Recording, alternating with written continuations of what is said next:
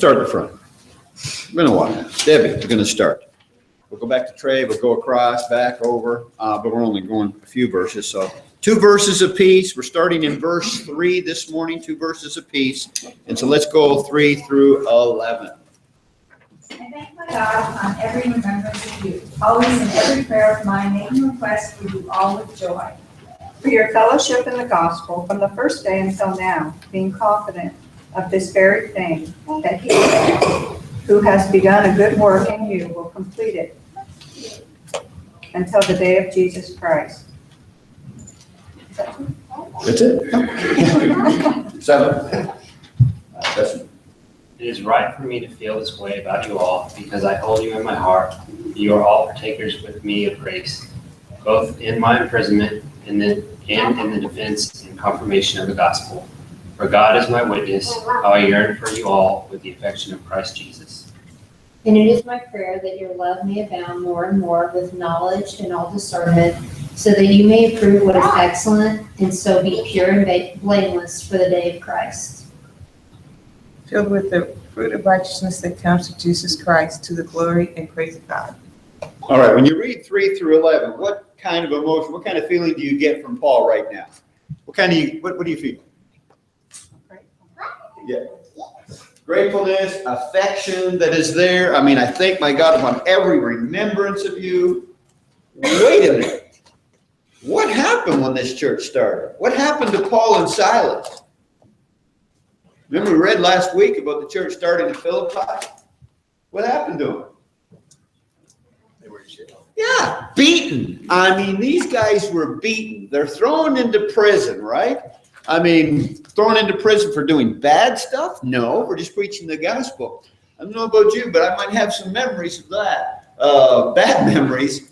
But what Paul has a tendency to do here is focus on the good, which you have to appreciate, because obviously, because of something so bad happening to him and Silas, that something good came out of that. I mean, obviously, if he wasn't in prison, the Philippian jailer and his household would have been converted. Of course, prior to that, we talked about Lydia and her household being converted. And so a lot of good things were going on there, and that's what's going on here. You see this affection that he has with the brethren there, that it continued on. Where is Paul right now when he's writing this letter? In prison. Where? In Rome. So Paul's in Rome, okay? And he's separated from them. He mentions in this text about the fellowship that he's had with them. And I'm going to talk a little bit about that later, because not just financially, but we will talk about financially, because he mentions that in this letter in the 4th chapter. But yeah, because of that distance that was there, there was a strong bond between these brethren. I mean, Paul cared for them, and they cared for him. I mean, I just really love the relationship here. And that's the way it ought to be when we're all working together and laboring together as a family. And so here he is. He says in verse 3, I thank my God upon every remembrance of you, always in every prayer of mine, making requests for you all with joy. Now, how can you guys relate to that verse 4? Please tell me you relate to verse 4 in your own personal life. How do you relate to verse 4?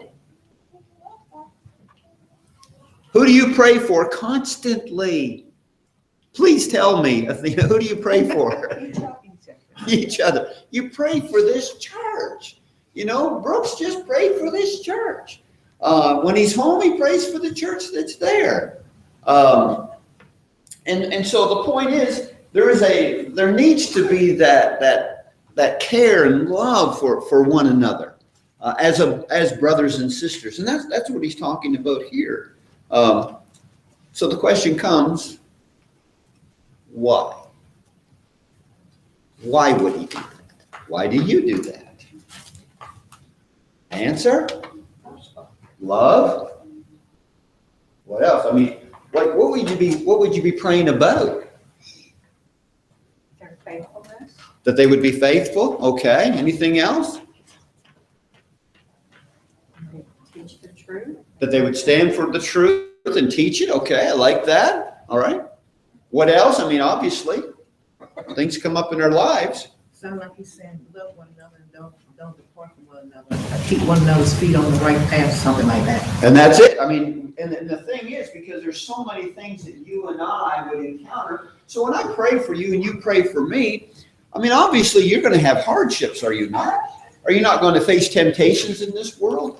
And so we need strength. We need encouragement. I don't care who you are. I don't care how, that's the problem with, I talk about the difficulties with Facebook is that you take a photo at a particular moment when people are like having the time of their life and you get this image, their life is always like that. Their life is perfect. No, it's not.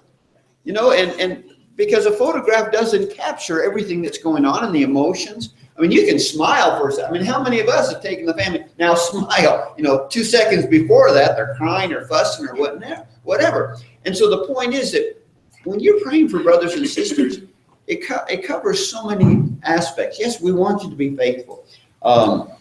We want you to, get through the crisis that you're facing in your life, whether it's health or whatever that you might be going through.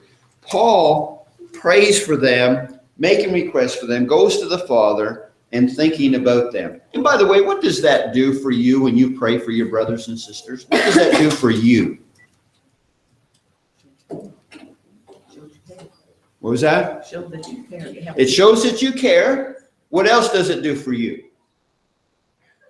When you're praying for, you're specifically praying, I'm praying for the Johnsons, the Teenies, the McNabbs. What's that do, Trey? I think it strengthens your love for them, and it enforces that communication that you have with God. I mean. Okay. And I think you guys are practically saying it, but I was thinking more along the line. Like, if you're praying for somebody all the time, do you avoid them when you see them? No. I think what it does is it strengthens your bond. What are you going to say, Mark? It does. It draws us closer together.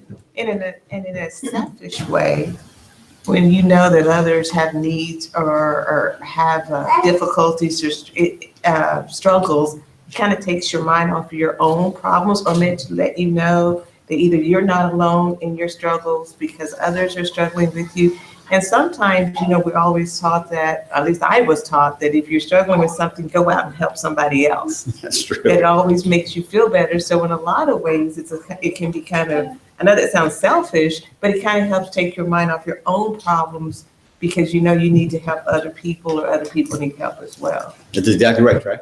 And you want to continue to go to them and see how they're doing, because in your own way, you want to know if God's answering your prayers or not. I mean, when it's yourself, if they're being answered, but you want to see that your prayers are being answered, or maybe not. And having said that, and I want to reply to both, but how do you feel when you find out that somebody's interested? How do you feel when somebody is praying for you, right? I mean, again, that's all part of encouraging you and strengthening you. But getting back to Athena, I think, you talk about, I'll throw the word out, therapeutic. Again, Paul's in prison. Where is their joy? I mean, I can understand, you're at home, you're praying for them, there's joy in my heart thinking about you all in our fellowship. But I'm incarcerated, not only when the church started thinking about that and thinking past that, but even my present state. And there is so much wisdom in that, because I think the problem that we have when we're not praying for one another is that we become so caught up in our own lives. It's all about me, and I'm not thinking about others, and our problems become magnified, because I think that's the wisdom of God. You praying for one another, you being there for one another, helps you with what you're going through. If you don't think about other people, your problems become so magnified, they're out of control, you're not thinking about anybody else. And so you come in here, and it's all about me. No, it's not all about me. And that's the cool part. James? Well, my personal feelings is that it's not easy to live the Christian life that we read about here until death. Right. It's not easy. Right. And if no effort is put forth, I mean daily effort, then you're just going to kindly, and I think this shows in the denominational world, you forget all of it, and you just kind of, you go on haphazard. I mean, you have to put the effort in day to day. And that includes what you're talking about. Right. And that's what I like, We all because have to realize that we're all in the same boat. Yeah. And we all have to do that in order to get to heaven. And that's why we stay focused. And that gets, again, back to what Trey was talking about. And then we're all working together. We're all helping each other. We use that concept a lot. We don't want to use it lightly, but we're family. Don't take that lightly. We are family. It was one of the points in the sermon last week. That's what helps us maintain our unity, by saying we are brethren. We are family. We look out for one another. And, I don't know what your prayer life is like. Aren't you going on the assumption that people are praying for you? Don't you assume your brothers and sisters are praying for you? But do you really know whether they're praying? Yeah, I just assume, right? And I give my brothers and sisters the benefit of the doubt. Well, actually, I don't have to, because on one occasion, Mallory and Dan said, "You've made the prayer list." Here's little Lucinda, so she's mentioning Chuck and Debbie. And, I made Lucinda's prayer list. But wouldn't it be nice to know that people are specifically praying for you? And again, I'm not saying that you don't know that. I'm just saying think about that. I mean, the more you think about that, the better it's going to make you feel. And I've actually thought about that with some of the things that we've had to encounter over the years, and some really tough times, and how that we've gotten through them. And then I stop and think, you know what? I'm not the only one that's been praying about this. I have brethren far and near that have been praying about this. And that's kind of cool. And so then he mentions in verse 5, for your fellowship in the gospel from the first day until now. Now, again, I want to stress this idea that it's not just the financial. If you pop over quickly to the 4th chapter, they did have fellowship with Paul. It says in verse 16, for even in Thessalonica you sent aid once and again for my necessities. And so the brethren literally sent financial help to Paul when he was in need.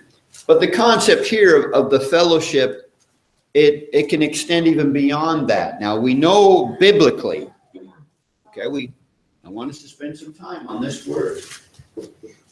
Okay, fellowship.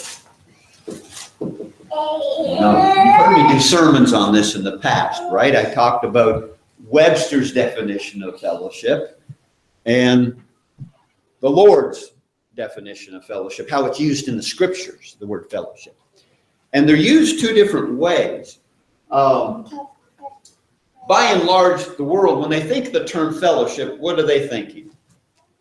What comes to their mind? Webster's. Social, right? I mean, that's really what it is. So, and that's been the big thing. I mean, we're up against today is the social gospel, okay? But when you look at the word fellowship from a biblical standpoint, what does it mean? First of all, what does the word literally mean? What was that? Partnership also has this idea of a joint participation, okay? And so the word fellowship in the Bible is always used on a spiritual level. You say, well, John, they gave them to his necessity. That seems like physical. Well, that's true. That's true. But what were they participating in by giving him his needs? What were they participating in? The spread of the gospel. That's exactly what they were doing. So they were providing that for him. So it was on a spiritual level that they had this fellowship. And so what other areas do we have fellowship in? Stace? Fellowship with God and fellowship with your brother. And then if Okay. they have fellowship with God, then you have fellowship with each other. That's exactly right. And so you can read that. We talked about that before too, so, if you're in fellowship with God, okay, then you can be in fellowship with each other. And that's why we tell people, I might socialize with somebody that's not a Christian, right? But I'm not in fellowship with them. I don't call some stranger, hey, brother so-and-so. No, because, you got to be in fellowship with God to be in fellowship with them spiritually. Now, what are some of the areas? Now, we talked about evangelism, but what areas do we joint participate in? This is pretty obvious one where we are today. Worship. Joint participation in worship, do we not? And he's already mentioned something else specifically even that we spent 10 minutes talking about. Prayer. Okay, I mean, we're talking about that you and I have joint participation. We are in fellowship with one another on a spiritual level. How do you get to that point? Well, obviously, when you're Christians, when you're brothers and sisters in the Lord. And when we worship together, there's joint participation right now in study. Had a prayer, Mark? Well, when we fiddle around the Lord's Supper, fellowship with each other as well as with. Exactly right. Every act of worship that we're doing, it's fellowship, okay? But we just need to be mindful of this because this is something that has been a problem within the Lord's church because people just, what do they build for themselves? Fellowship halls. Well, we have one. It's our auditorium. This is a fellowship. We are having fellowship in this place right now, okay? But what are they thinking here? They're thinking in terms of a place to eat. Well, surely that's fellowship in the biblical sense. Well, we know that can't be right because 1 Corinthians chapter 11. Here's Paul saying, what are you doing with the Lord's Supper? Don't you have houses to eat and drink in? Well, Paul, we're having fellowship.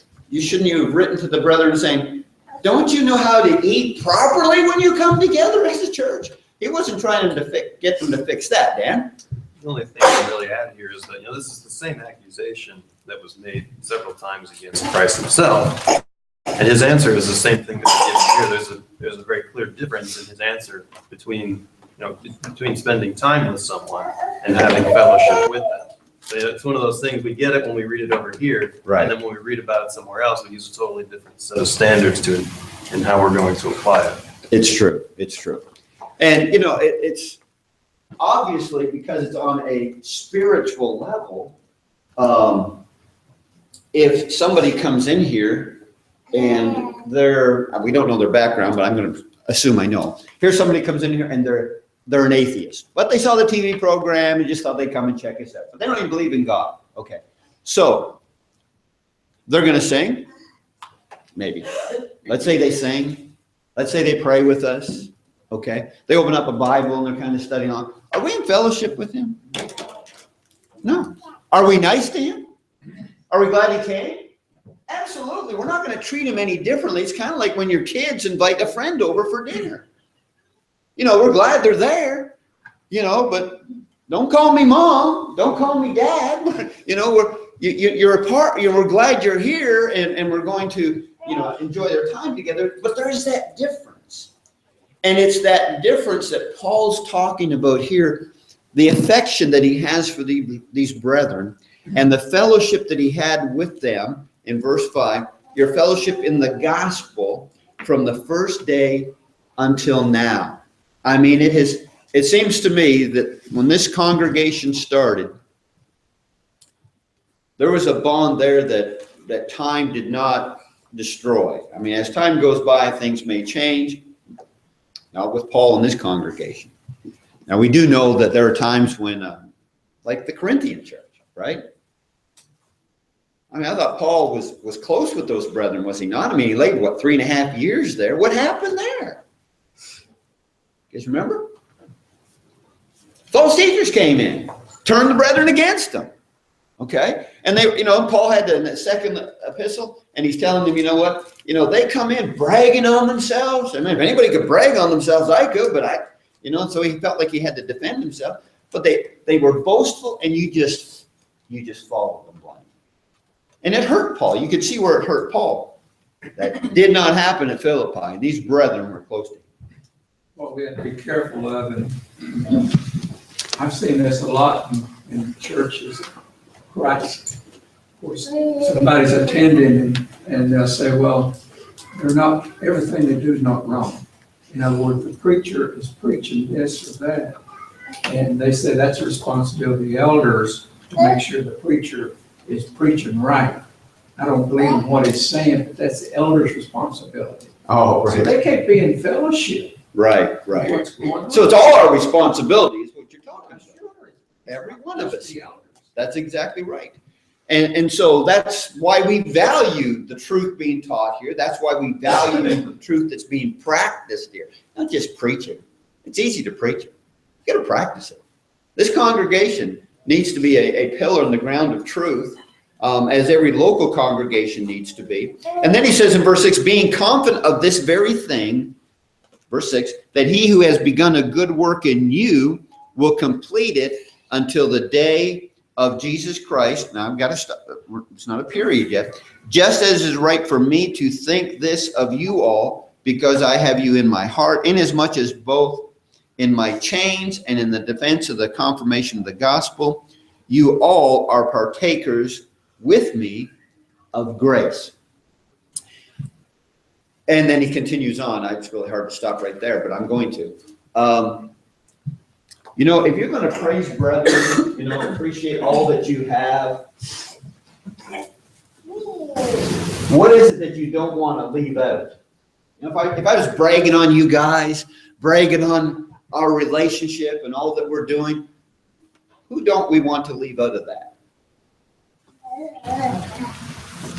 God and his son, right? I mean, you don't want to remove him from it. He's the one that they made it all possible for the relationship that we have, the hope that we have, the fellowship that we have. I like what Paul's doing here. Keep the brethren focused, because I think sometimes we can get so caught up in, man, we're just a good, close-knit group. We spend all our time together. We just love one another. Okay, but you can get so much caught up in that, which, by the way, can exist in the religious realm. You can have a very close-knit body of people, can you not?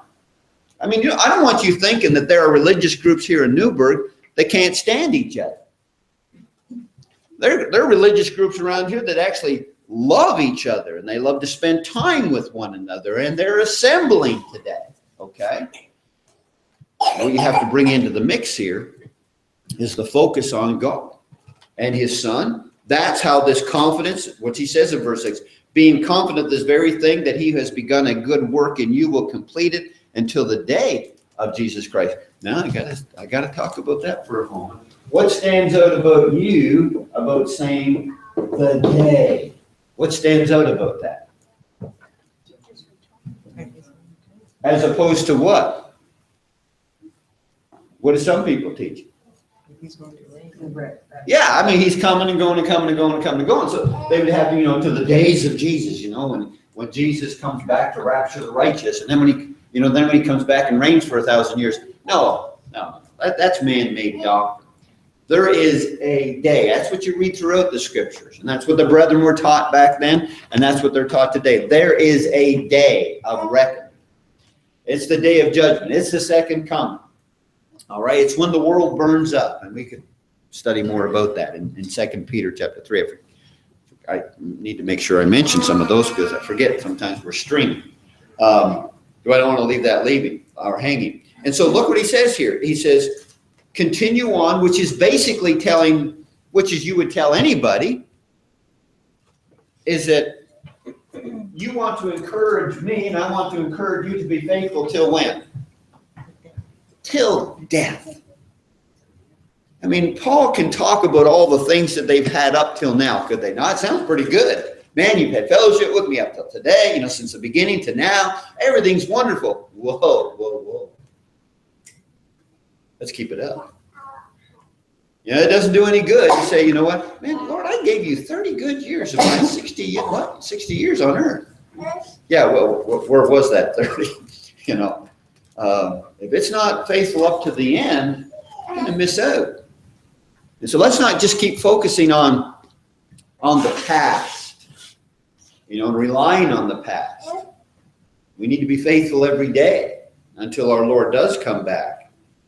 And he says, just as it is right for me to think this of you all, because I have you in my heart, in verse 7, Inasmuch as both in my chains and in the defense of the confirmation of the gospel, you all are partakers with me of grace. Partakers in the sense that we all are receiving this grace. Partakers of me as far as also with the work that I'm doing. For God is my witness how greatly I long for you all with the affection of Jesus Christ, longing to be with his brethren. Is that natural? By the way, is that natural?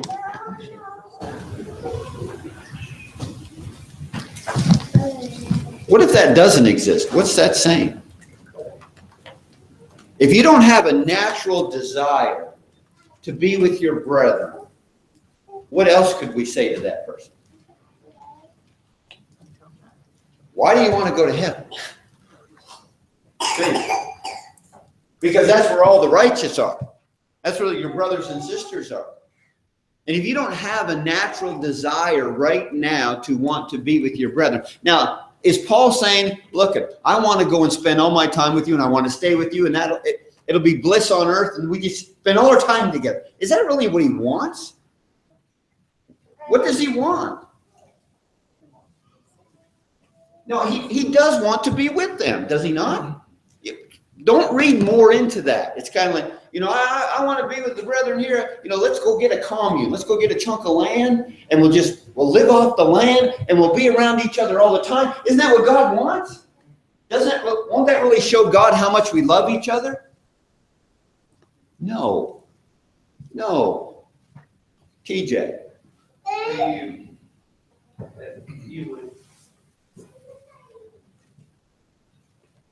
We're supposed to bring non-Christians to Christ. So if you did do that, you would not have the opportunity to do that. I mean, there's a difference in wanting to be with fellow Christians, right, and only being with fellow Christians. There you go. And your perfect scenario is you always follow me on this. You always want to be with Kelsey, right? I mean, you always want to be with Kelsey. That's his wife. All the time, right? You always want to be with her, right? Can you? No. So we have things. Your job. Right? You got a job to do. She does.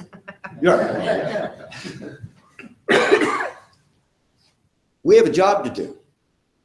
As much as we'd love to spend our time, and here's where the danger comes. It's easy to cross that line, isn't it? It's easy to cross that line where that's all we do. I want to spend all my time with you. I'm uncomfortable around people that are not my brothers and sisters. Because we might sit back and say, the Lord doesn't want me to become a monk. But do we act like that? Do we not want to talk to people? Yes. Have that longing. I don't want us to take away from that. And there's something wrong if we lose that longing that we want to be with one another. Going along with what TJ says in John chapter 13, I've always understood that the love we have for one another is a tenet of our discipleship, because that's how the world will know, but it's only a tenet of it. We still have to teach. We still have to be in the world, but not of the world. We still have other things that we need to do, just as spouses and parents. But we may want, the hardest part is, you raise your children, but not to live with you forever. You raise them to leave and go out and be independent. Do you still miss them and want to be with them? Sure, but you can't. And so that love we have for one another is one of the tenets of our discipleship. And I think we could even throw in there tough love. I mean, I love to be around my grandkids. I kind of like going home too sometimes. It's like, I'm done. But if you just spend all your time, you're missing the whole point of the Christian life, and your own spiritual development is the point that we're getting across here. But I don't want to lose sight of Paul telling this to brethren. I mean, how would you feel? How would you feel? Hey, looking forward to seeing you. I mean, the holidays are coming up, right? Man, am I looking forward to the family coming in? Got that right. I mean, everybody's coming. Lord willing, everybody's going to be here. And all Debbie's side of the family. Is that something you look forward to? Absolutely. Chuck, they're going to come and stay for a year. No, no, but I'm really looking forward to it. So when you hear this, you got to put yourself in the shoes of the Philippian brethren here. How are you feeling when Paul says this? Tell me. You're the Philippian church. You're reading this letter. Tell me how you feel when you hear this. How you feel? You feel good. Encouraged, strengthened, right? I mean, you can't help but feel good about this. And hopefully share in that, right? Looking forward to seeing you. I'm looking forward to seeing you. Well, no, it's mutual. Yes, we're looking forward to seeing one another in this. So he longs, God is his witness. And what I like about this is that Paul's not one of these buttering up kind of people, just saying things for the sake of saying it. You know, salesmen are good at that. Oh, nice shirt. I'm here to buy a car. What's my shirt got to do? You know, but Paul doesn't butter up. He's genuine, he's real, and that needs to be us. We just need to be real. And I think people can pick up on that. Now look, he says in verse 9, and this I pray, that your love may still abound more and more in knowledge and discernment. That your love will abound. Well, wait a second. We got to figure this out. I mean, he must be making a connection, and he is, because I stopped reading. So I'll read both verses together. Where he says in verse 10, that you may approve the things that are excellent, that you may be sincere and without offense till the day of Christ. So I guess really my question is, what is Paul linking your love abounding with? Okay, so you want your love to abound, but he's connecting that with something. There's a direct link that he's making here with something. What is it? Jane? Your growth. Yes, but how is that coming? How is that coming? He's linking something. Trey? The gospel. Okay? So here he is. He's telling them, you know, you need to increase in your knowledge. Now, wait a second. How is increasing in knowledge, okay?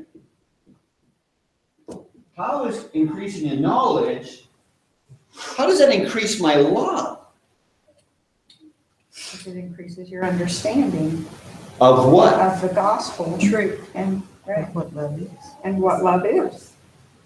Expand a little bit. You're spot on. You're spot on.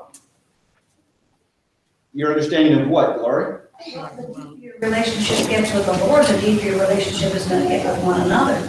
Okay, and so, like you guys are talking about, it's what made you fall in love with your mate?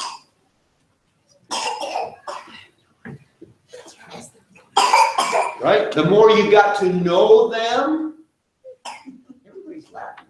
Why is everybody laughing? No, Chuck, it was. No. It's the more you got to know them. And the more you get to know the Father in heaven. And how are you going to know the Father in heaven? Listen. This is God's mind on paper.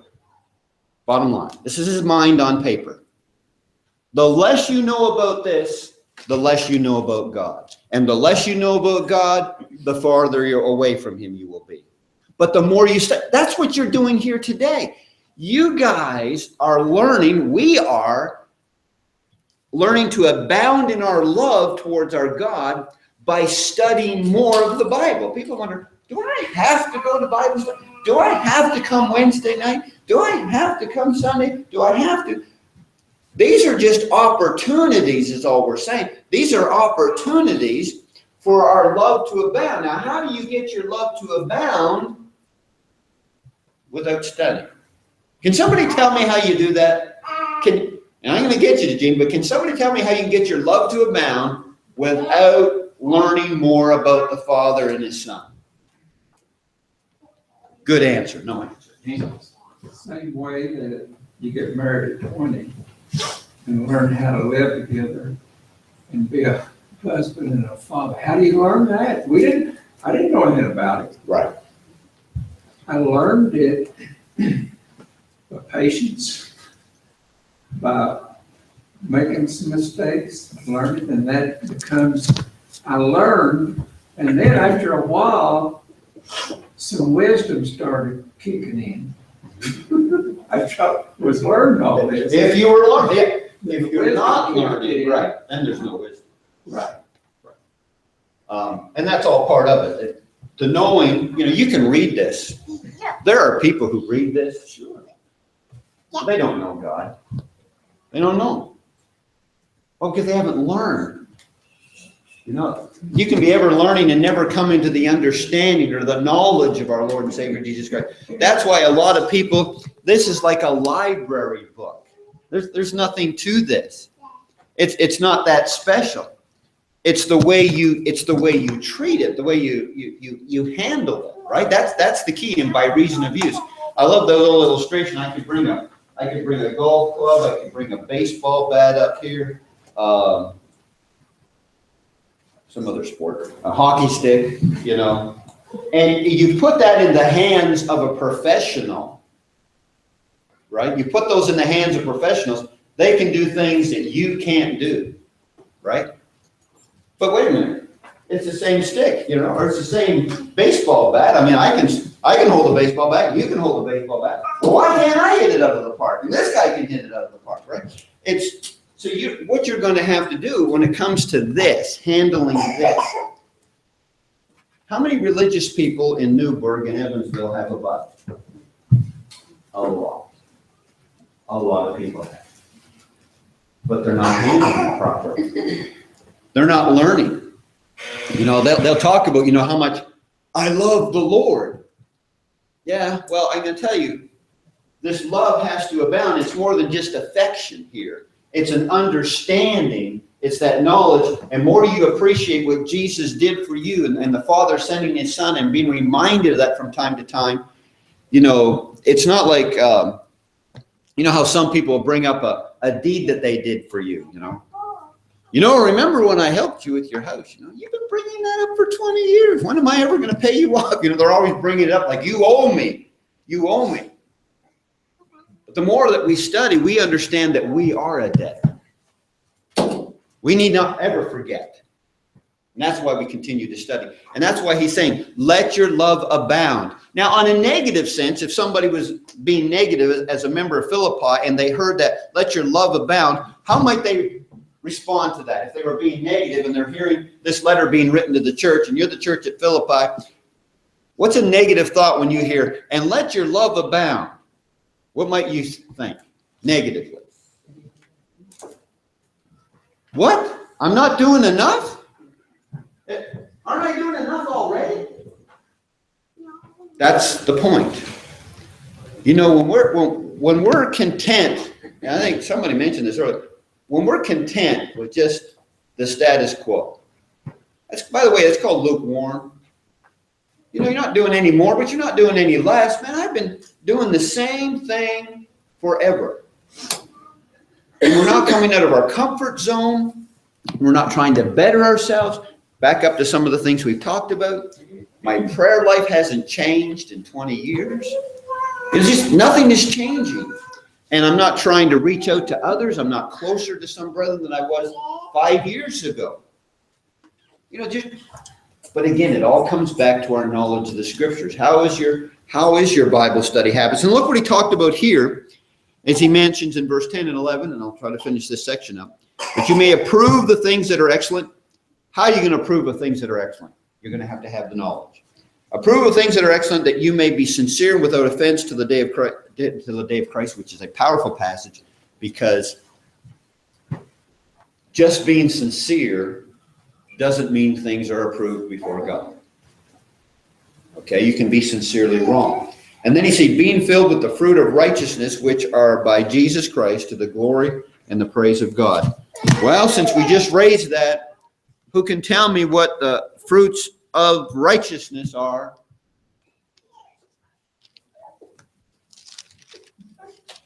Boy, you mentioned the word fruit. Something's got to come to mind. Galatians 5. Let's just turn over to Galatians 5. He says in verse 22, But the fruit of the Spirit is love, joy, peace, long-suffering, kindness, goodness, faithfulness, gentleness, self-control. Against such there is no law. Is there anything in those couple of verses that Paul wasn't making reference to over in Philippians chapter 1? And considering his circumstances and the things that he has gone through, I'm seeing all of them surfacing right here. It's pretty cool. But as he mentioned back in Philippians chapter 1, being filled with these. Being filled. Now I see this idea of abounding, growing, increasing. What comes from love abounding? What will be the result of that? What are the results of doing all these things that Paul just talked about, being filled with righteousness? What's the result, Trey? It brings glory to God. Brings glory to God. Number one, brings glory to God. Number two. Lets our light shine for others. Absolutely. So that we can see God in us, right? That they may glorify our Father which is in heaven when we let our light shine. There's two. What's another one? We grow stronger. We grow stronger. Absolutely. Because the wiles of the devil are everywhere. He wants us to quit. Matter of fact, he wants us to quit without us thinking we're quitting. And how you do that is by becoming lukewarm. You know, we obviously know the cold, and that's when we quit. But we have to be aware of his wiles. So we need to get stronger. And so that we see all these benefits that are there, and that we can actually help others increase their faith too. By applying all these things, your godly example, I mean, nothing is more infectious than zeal. Nothing's more infectious than kindness. You know, have you ever had somebody come up and say something to you, kind of put a smile on your face and make your day? Man, it's like, wow, what a great quality. I'd love to have that quality. You know, and if everybody was doing that, man, we probably couldn't stand ourselves here. We'd be just so full of joy. And that's what we want. We want to be infectious. You want to come in and just be kind and build one another up. And if everybody's doing that, so that only a few are not all the givers and the other half are all the takers. You know, you got all the givers over here, they're just kind of drained, and all the givers they're feeling pretty good. But give and take. Help each other. I'm done. Sermon's over. Appreciate that. Next week, Philippians chapter 1.